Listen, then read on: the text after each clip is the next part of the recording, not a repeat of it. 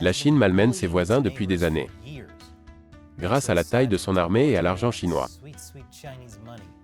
Mais aujourd'hui, ces brimades se retournent contre elle.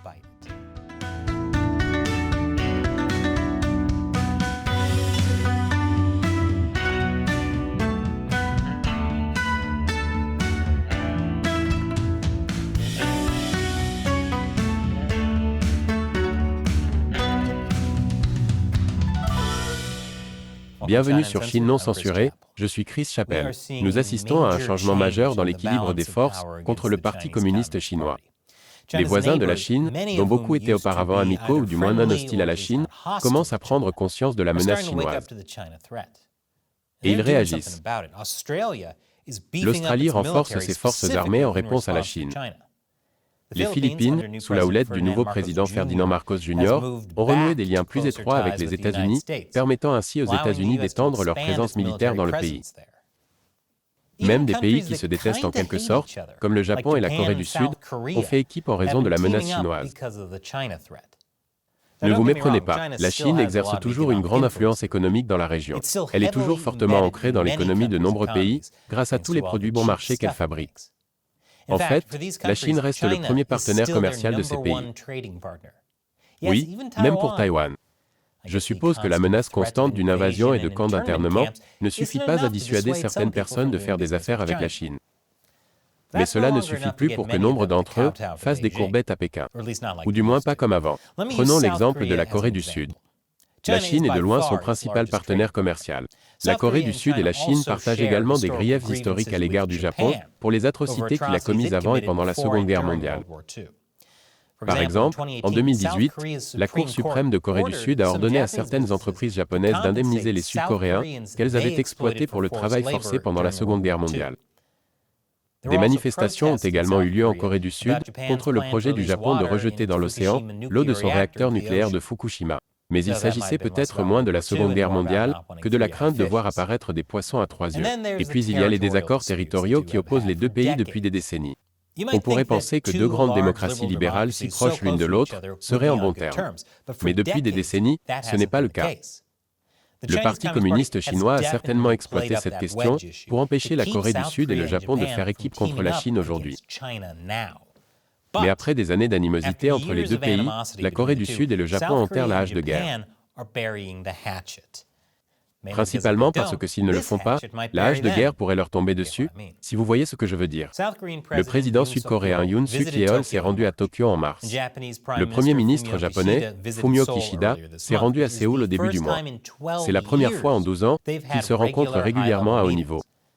Ils ont convenu d'échanger davantage de renseignements. M. Yoon a déclaré qu'il était ouvert à l'adhésion du Japon à l'accord de partage de renseignements qu'il a récemment conclu avec les États-Unis. Cet accord donne à la Corée du Sud un accès en temps réel aux renseignements sur les tirs de missiles de la Corée du Nord et un droit de regard sur la manière dont les États-Unis réagissent. La Chine déteste ce genre de choses. Pourquoi ? Pourquoi pensez-vous que la Chine était si contrariée par le système de défense antimissile THAAD que les États-Unis ont installé pour aider à contrer la Corée du Nord ? Parce qu'un jour, ce système pourrait être utilisé contre les missiles chinois. C'est très important. L'ancien président sud-coréen Moon Jae-in était proche de la Chine. Il avait promis que la Corée du Sud ne formerait pas d'alliance de sécurité trilatérale avec les États-Unis et le Japon. Et même si rien de tel ne s'est officiellement produit, la Chine n'est pas enchantée. Comme le dit mon média d'État chinois préféré, le Global Times, suivre aveuglément les États-Unis et le Japon ne fera que transformer la Corée du Sud en pièce d'échec. Oui, la Chine souhaiterait plutôt que la Corée du Sud soit son pion. L'armée chinoise a même été mise en état d'alerte face au resserrement des liens entre les États-Unis, le Japon et la Corée du Sud. La Corée du Sud a toujours marché sur la corde raide entre les États-Unis et Pékin. Comme je l'ai dit précédemment, la Chine est le principal partenaire commercial de la Corée du Sud. La Corée du Sud s'est appuyée sur la Chine, en grande partie pour le pire, pour assurer la médiation avec la Corée du Nord. Mais ce sont les États-Unis qui ont promis de défendre la Corée du Sud avec leurs armes nucléaires en cas d'attaque de la Corée du Nord ou de la Chine. Aujourd'hui, à part quelques problèmes, la Corée du Sud a réussi à équilibrer cette relation. Mais face à l'agressivité militaire croissante de la Chine, il fallait faire un choix. Jusqu'à présent, Yoon a choisi les États-Unis. Pour s'en convaincre, il suffit de voir le changement radical dans la façon dont les médias d'État chinois parlent de lui. Il était le candidat préféré de la Chine pendant les élections. Maintenant, il a des positions politiques extrêmes qui menacent la paix et la sécurité régionale. L'amitié avec le Japon n'est pas la seule façon dont la Corée du Sud s'est détachée de la Chine. L'année dernière, M. Yoon a prononcé un discours lors d'un sommet de l'OTAN à Madrid, dans lequel il a mis en garde contre une menace pesant sur les valeurs universelles. Bien qu'il n'ait pas nommé la Chine en particulier, un fonctionnaire ayant assisté au discours à huis clos a déclaré qu'il avait laissé entendre que la Chine était l'une de ses menaces. C'était également la première fois qu'un président sud-coréen participait à un sommet de l'OTAN. Même si la Corée du Sud n'est pas membre de l'OTAN, elle en est un partenaire, ce qui irrite au plus haut point la Chine. En effet, l'OTAN commence à considérer la Chine comme la nouvelle Russie. Mais la Corée du Sud n'était pas la seule à participer pour la première fois à l'OTAN. Le Japon, l'Australie et la Nouvelle-Zélande, partenaires de l'OTAN, étaient également présents pour la première fois. Comme le montrent les médias d'État chinois, ces derniers craignent la formation d'un bloc militaire pour contrer le Parti communiste chinois. Et ils ont raison de s'inquiéter. Lors de ce sommet, les membres de l'OTAN ont voté un document de conception stratégique qui, pour la première fois, considère la Chine comme un défi en matière de sécurité. Le document précise que les ambitions déclarées et les politiques coercitives de la Chine remettent en cause nos intérêts, notre sécurité et nos valeurs. Défier nos intérêts, notre sécurité et nos valeurs, je pense que c'est probablement l'euphémisme de l'année. La Chine s'attaque de plein fouet à tous ces éléments. Mais cela ne s'arrête pas là. Les États-Unis déclarent à présent que l'OTAN et les 4 nations conviendront de créer une feuille de route pour une coopération élargie. Et en parlant de l'OTAN, le Japon a encore irrité la Chine en demandant à l'OTAN d'établir un bureau de liaison à Tokyo. Nikkei Asia, qui a révélé l'information, a expliqué que cette demande était due à l'agressivité accrue de la Chine et à la guerre menée par la Russie en Ukraine. L'ambassadeur de Chine dans la péninsule coréenne a averti sur Twitter que cela attiserait la confrontation entre les camps. C'est probablement le mauvais message à envoyer si la Chine ne veut pas que tous les pays de l'Indo-Pacifique rejoignent l'OTAN. Après tout, l'une des raisons pour lesquelles la Russie a envahi l'Ukraine était d'empêcher l'OTAN de s'étendre jusqu'à sa frontière. Maintenant qu'elle a envahi l'Ukraine, sa frontière avec l'OTAN est 2 fois plus longue qu'avant. Et la Chine n'a jamais menacé d'envahir d'autres pays. Elle n'a certainement pas de conflit frontalier avec d'autres pays. Et certainement pas de guerre commerciale, ni de cas où elle a tiré des missiles sur ses voisins sans raison. Non, selon la Chine, l'expansion continue de l'OTAN vers l'Est dans la région Asie-Pacifique tente de détruire la paix et la stabilité régionale. Oui, c'est l'OTAN qui menace de rendre l'Asie-Pacifique si paisible, moins paisible. Mais comme je l'ai dit, la Corée du Sud et le Japon ne sont pas les seuls à faire équipe pour lutter contre la Chine. D'autres pays se préparent également à la confrontation. Je vous en dirai plus après la pause. Bienvenue à tous. L'agressivité de la Chine dans la région Indo-Pacifique pousse les alliés asiatiques de l'Amérique à se rapprocher. J'ai mentionné la façon dont la Corée du Sud et le Japon ont enterré la hache de guerre. La Corée du Sud semble également repenser ses relations avec Taïwan. Au début du mois, le président sud-coréen Yoon Suk-yeol a déclaré à Reuters que la situation de Taïwan n'est pas simplement une affaire entre la Chine et Taïwan, mais, comme la problématique de la Corée du Nord, c'est une question d'ordre mondial. Comme vous pouvez l'imaginer, la Chine n'a pas apprécié ce sentiment. Elle a convoqué l'ambassadeur de Corée du Sud et lui a essentiellement dit de se mêler de ses affaires. Une semaine plus tard, la Chine a de nouveau convoqué un diplomate sud-coréen. Cette fois, c'était à cause de la publication par le président des États-Unis, Joe Biden et Yoon d'une déclaration mentionnant Taïwan. La déclaration disait qu'il voulait maintenir la paix et la stabilité dans le détroit de Taïwan et qu'il s'opposait à toute tentative unilatérale de modifier le statu quo. Il ne s'agit pas d'une déclaration controversée, sauf si l'on ne souhaite pas la paix et la stabilité dans le détroit de Taïwan. Je commence à penser que la Chine montre ses cartes un peu trop ouvertement ces derniers temps. Mais dans le passé, la Corée du Sud a essentiellement essayé d'éviter la problématique de Taïwan. Le Japon adopte également une position plus proactive à l'égard de Taïwan. Ses dirigeants ont commencé à dire en 2021 qu'une invasion de Taïwan serait considérée comme une menace pour leur propre sécurité nationale. Ce n'est pas rien, car la constitution japonaise interdit au pays de se doter de forces armées. Il ne peut avoir qu'une force d'autodéfense. Mais en classant Taïwan comme une affaire de sécurité nationale japonaise, le Japon a ouvert la voie à une réponse par la force dans l'éventualité d'une invasion de Taïwan.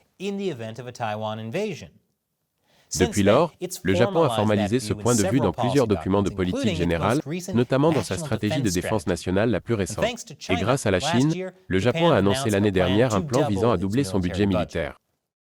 Taïwan n'est qu'à 70 miles de l'île la plus proche du Japon, si bien que si la Chine devait s'emparer de Taïwan, elle se retrouverait aux portes du Japon. Mais surtout, comme les États-Unis ont des bases militaires au Japon, le Japon deviendrait une cible.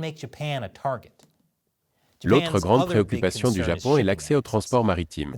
Le détroit de Taïwan est le principal passage pour les marchandises circulant entre l'Asie du Sud-Est, le Japon, la Corée du Sud et la Chine du Nord. C'est l'une des voies navigables les plus fréquentées au monde, empruntée chaque année par près de la moitié des porte-conteneurs de la planète. Alors oui, une invasion de Taïwan serait un événement majeur. Et pas seulement pour le Japon. Comme le dit le ministre britannique des Affaires étrangères, elle pourrait détruire le commerce mondial. Le Japon n'est pas le seul à augmenter ses dépenses de défense. Je vous en dirai plus après la pause. Bon retour à tous. La Chine se montre de plus en plus agressive dans la région Indo-Pacifique et ses voisins ont commencé à se préparer au pire. Au début de l'année, l'administration chinoise de la sécurité maritime du Fujian a annoncé que, pendant 3 jours, elle inspecterait les navires dans le détroit de Taïwan, y compris en les abordant. La Chine a affirmé que cette mesure visait à garantir la sécurité des navires et à assurer le bon fonctionnement des principaux projets hydrauliques. Mais cette mesure est survenue de manière suspecte juste avant que la présidente taïwanaise Tsai Ing-wen et le président de la Chambre des représentants des États-Unis Kevin McCarthy ne se rencontrent en Californie le mois dernier. En 2021, la Chine a adopté une loi donnant à ses gardes-côtes le droit d'utiliser des armes en mer de Chine méridionale. En fait, cette loi ne définissait pas les zones où les gardes-côtes pouvaient intervenir, de sorte qu'ils pouvaient aller au moins jusqu'à la première chaîne d'île, si ce n'est au-delà. Cette loi de police zélée et les menaces chinoises d'inspection aléatoire des navires ne sont que l'une des raisons pour lesquelles les voisins de la Chine se préparent à un conflit. La Chine a également des conflits territoriaux avec la plupart de ses voisins. Elle a militarisé des îles dans la mer de Chine méridionale, et sa terrifiante flotte de pêche a harcelé des eaux aussi lointaines que l'Équateur. Pendant des années, la Chine a parlé de coopération gagnant-gagnant. Mais le masque est tombé. Comme je l'ai dit, l'Australie augmente ses dépenses de défense. Il en va de même pour la Nouvelle-Zélande. L'Inde augmente également son budget de défense. Des soldats indiens sont morts en combattant les troupes chinoises sur une frontière contestée. Le Pentagone renforce également sa coopération avec l'Inde. Bien que le Pentagone ne l'ait pas encore confirmé, un rapport publié au début de l'année indique que les services de renseignement des États-Unis ont contribué à empêcher une incursion de la Chine en Inde. Tout cela est de bon augure. Mais ce qu'aucun de ces pays ne semble prendre au sérieux, c'est l'influence que la Chine continue d'exercer sur eux sur le plan économique. Comme je l'ai dit, la Chine est leur principal partenaire commercial. C'est leur talon d'Achille. Même les États-Unis sont tellement dépendants du commerce avec la Chine que l'administration Biden ne souhaite que se désengager de la Chine et non la découpler. La Corée du Sud s'engage toujours à resserrer ses liens avec la Chine. Il en va de même pour le Japon, et l'Australie, et la Nouvelle-Zélande, et même Taïwan. Car apparemment, il ne suffit pas de proférer des menaces de mort pour que les gens se détournent de l'argent chinois. Et cette émission n'existerait pas sans le soutien de spectateurs comme vous. YouTube démonétise, supprime et désabonne secrètement les utilisateurs de cette chaîne. Rejoignez ce que j'appelle l'armée des 50 centimes de Chine non censurés en contribuant à l'émission sur notre site de financement participatif sur Patreon. C'est patreon.com/China Uncensored. Vous bénéficierez d'un tas d'avantages intéressants, dont la possibilité de me poser des questions auxquelles je répondrai dans l'émission. La question d'aujourd'hui est posée par David Michael White. Chris, quel est le plan de célébration lorsque la chaîne aura atteint 2 millions d'abonnés? Excellente question, David. Malheureusement, je viens de parler à quelqu'un qui m'a dit avoir été désabonné 3 fois de l'émission.